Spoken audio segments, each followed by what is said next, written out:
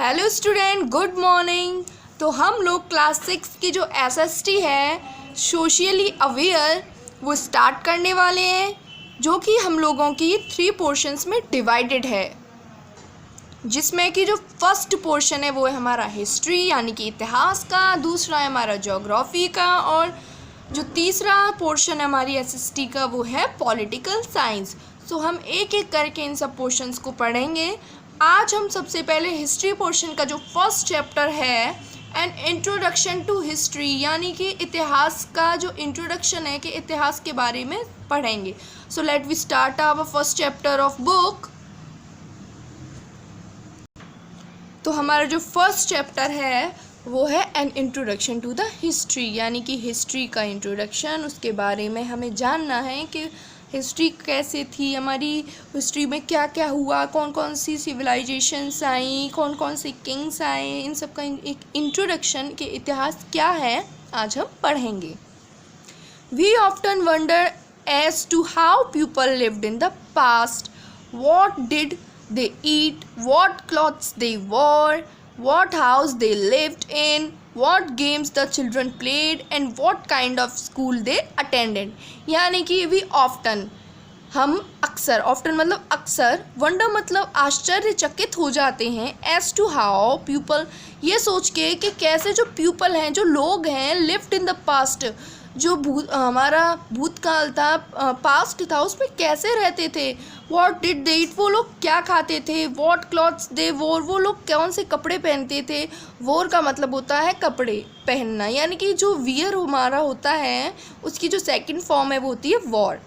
What house they lived in वो कैसे घरों में रहते थे। What games are children played जो उस समय के बच्चे थे वो क्या गेम्स खेलते थे। What kind of school they attend वो किस तरह के स्कूल को अटेंड करते थे, यानी कि कैसे परिचारक थे। The answer to all these questions is available in history.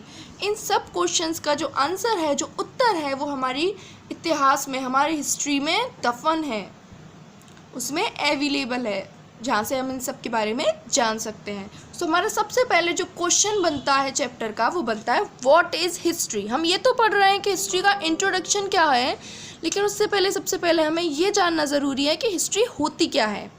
History is a chronological account of events as they took place in the past. It tells us about the type of rulers, kingdoms, people, events and lifestyles of several ages। यानी कि जो history है is a chronological, वैसे तो mainly क्रोनोलॉज का मतलब ही इतिहास ही होता है, पर यहाँ पे जो क्रोनोलॉजिकल है उसका मतलब है कालानुक्रमिक, यानी कि काल के अनुसार जो हमारा पीरियड है, जो हमारा काल है इतिहास का, उसके अनुसार अकाउंट ऑफ इवेंट्स, यानी कि इवेंट का मतलब होता है हमारा घटना, अकाउंट मतलब खाते, यानी कि हिस्ट्री जो है वो क्रोनोलॉजिकल अकाउंट है, एक कालानुक्रमिक खाते हैं ऑफ इवेंट्स, घटनाओं के, as they took place in the past जो कि पास्ट में घटित हुई थी।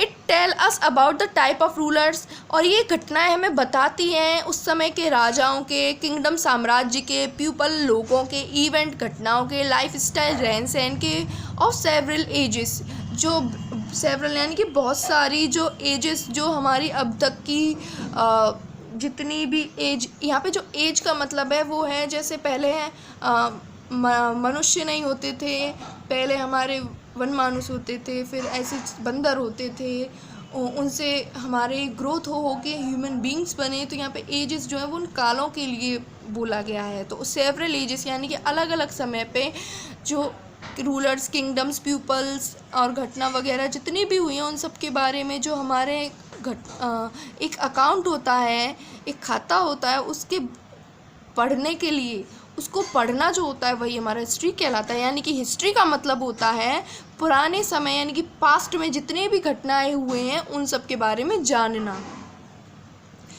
यहाँ पे एक और क्वेश्चन आपको दिया गया है जिसमें पूछा गया है व्हाट इज़ आर्कियोलॉजी, यानी कि आर्कियोलॉजी क्या होती है।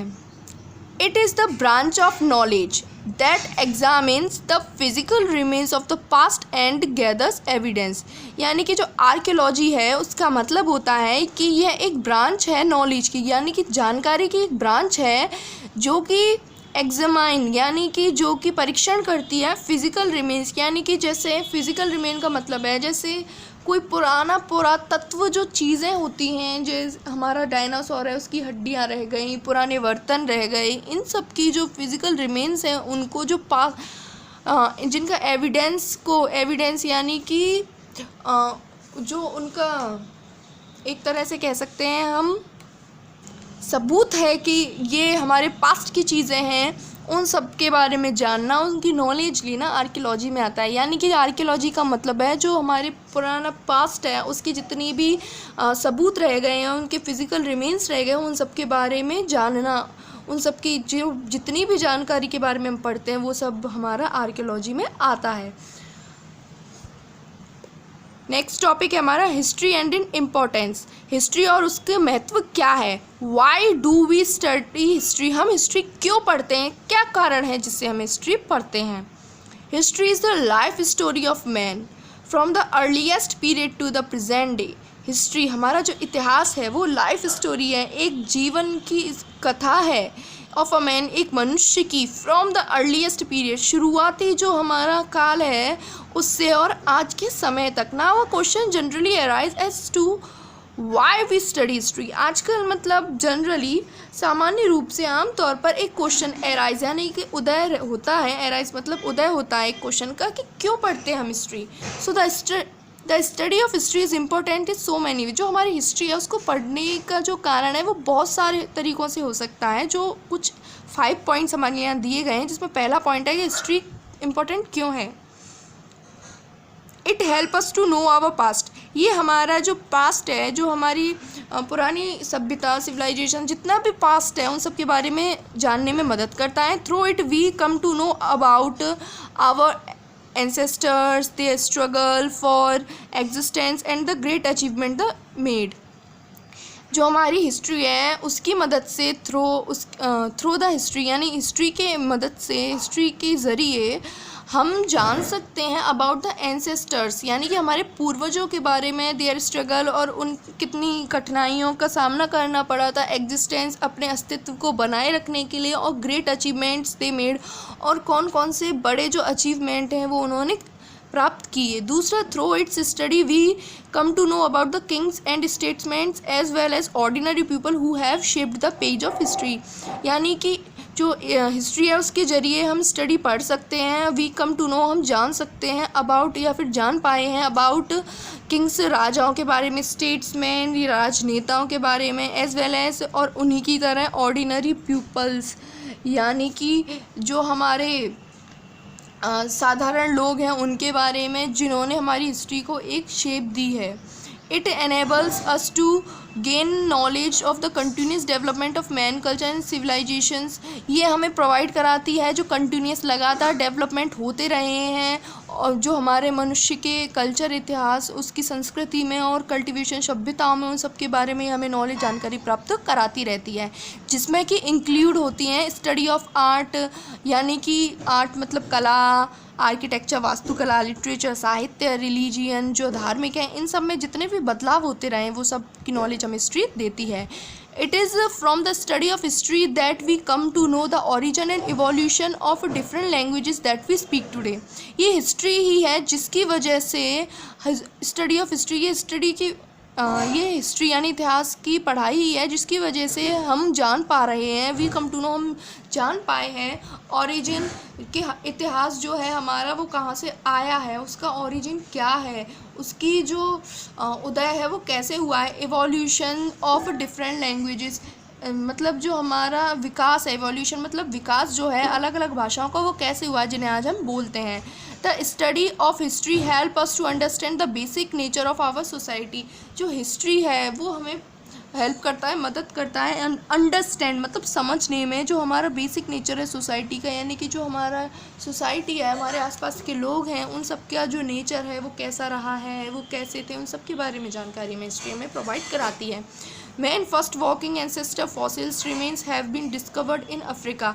जो मनुष्य हैं उनका जो पहली एंसेस्टर फॉसिल्स जो हमें मतलब जो सबसे पहले जो अपने पूर्वजों का एक फॉसिल मिला था वो कहाँ मिला था, अफ्रीका में मिला था सबसे पहले। It is believed that these remains are 4 million years old. ऐसा माना जाता है कि जितने भी हमें फॉसिल्स मिलते हैं वो सब लगभग 4 मिलियन वर्ष पूर्व होते हैं। यहाँ पे 2 पिक्चर्स दी हुई हैं हमें, जिसमें हमें सभ्यताओं के बारे में बताया गया है कि उन सब पुराने ज़माने की सभ्यताओं में कैसे हैं वो लोग चीज़ें बनाते हैं। ये एक नहाने का स्थान हुआ करता था। एक बावड़ी की पिक्चर दी हुई है यहाँ पे, और ये एक सभ्यता की पिक्चर दी हुई है जिसमें उन्होंने बताया है कि कैसे लोगों की व्यवस्थाएं होती थी। इन सब के बारे में हम आगे चैप्टर में पढ़ेंगे।